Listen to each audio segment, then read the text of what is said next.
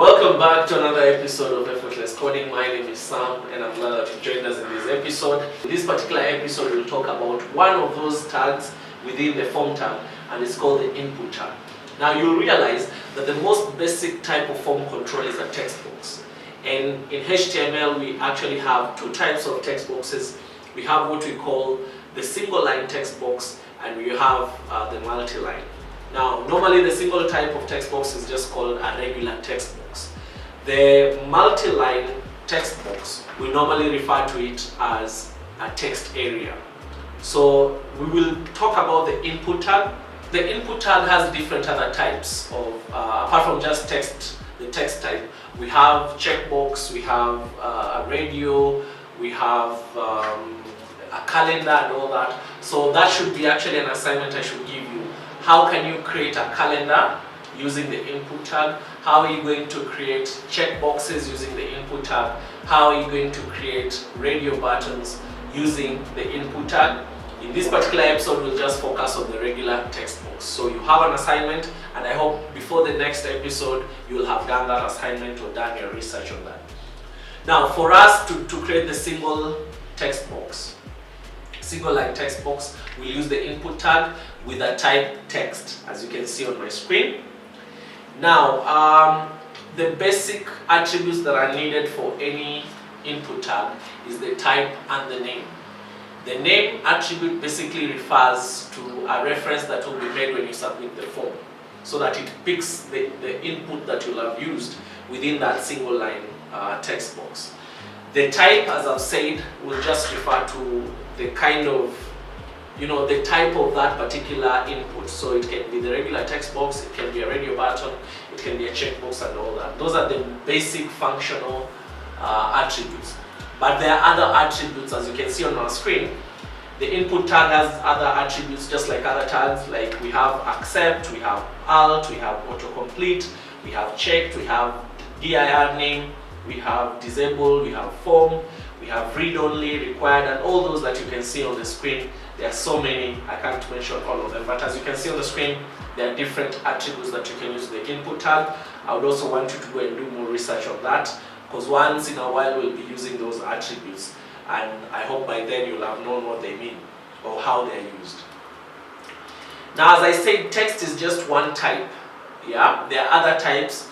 There is the button type. I'm sure you've clicked on buttons before on your website. That's also an input type. We have checkbox, we have color. As you can see on our screen, we have color, we have date, we have date, time, local, we have email, we have time, we have week, and all those. There are many types, input types, as you can see on your screen. I would also want you to go do more research on that, though we'll cover some of them in this particular episode, but not all. So do your own research, because in the practical example that we'll do at the end of this particular tutorial series, we will actually use most of them in our final project. So do your research. In case you have any question, kindly connect with us using the links that are currently on your screen. Now, a point to note is always to use the label tag. Now let's open our my first HTML.html file. As you can see on my screen, type the form tag, so say less than sign form, the word form, then space, write action.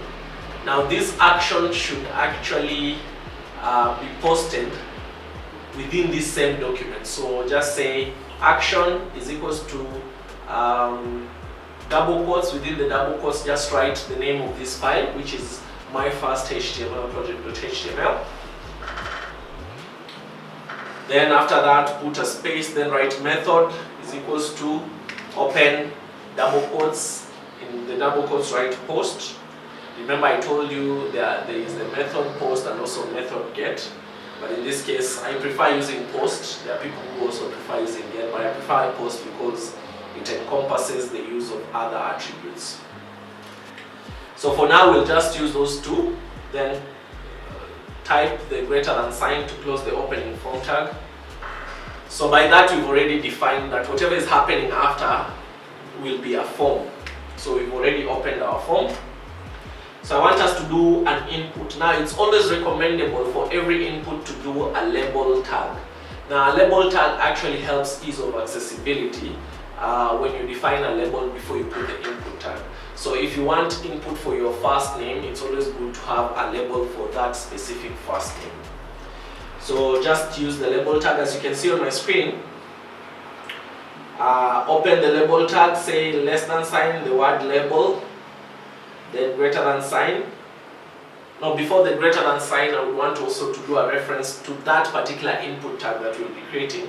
So before you close the opening label tag, I want you to put a space after the word label and say for, F-O-R is equals to, then put the double quotes, 2 double quotes. Within it, we would want to put an input tag for the first name. So write label for is equals to first name.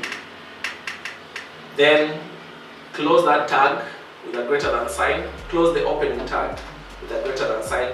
Then type first name. And then close the label tag with less than sign / label greater than sign.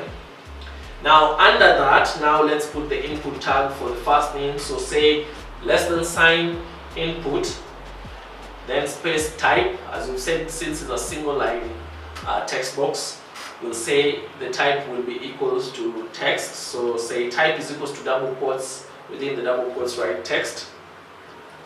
Space name.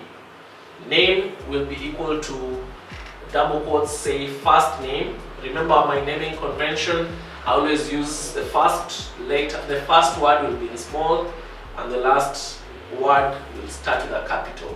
So in this case, first name, first will be in small letters, name will start with a capital N.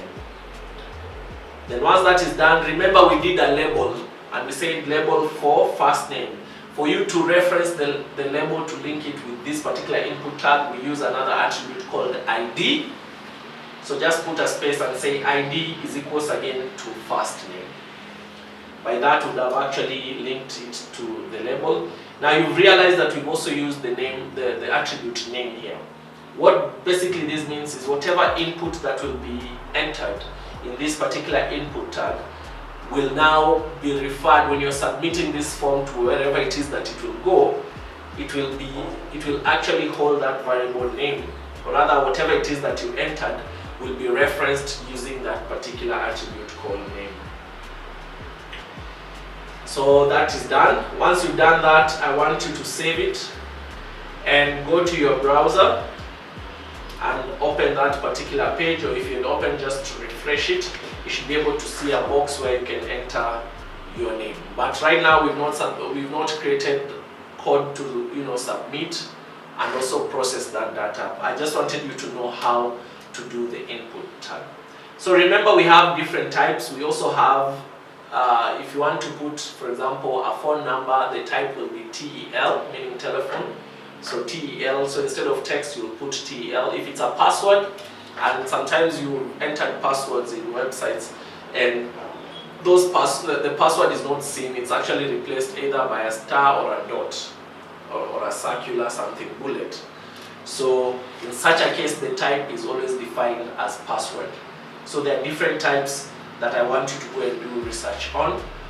But by that, we'll have actually done, if you've actually seen the input box on your screen, that means you've actually successfully used the input tag, especially for the type text. A point to note, as I said, you need to use the label tag so that it helps in ease of accessibility for your tags. And if you have any questions with regards to the input tag, when you go do your research and you find that there's something that you're not understanding or you don't get quite easily, you can always reach us on the number on the screen. And until next time, kudos!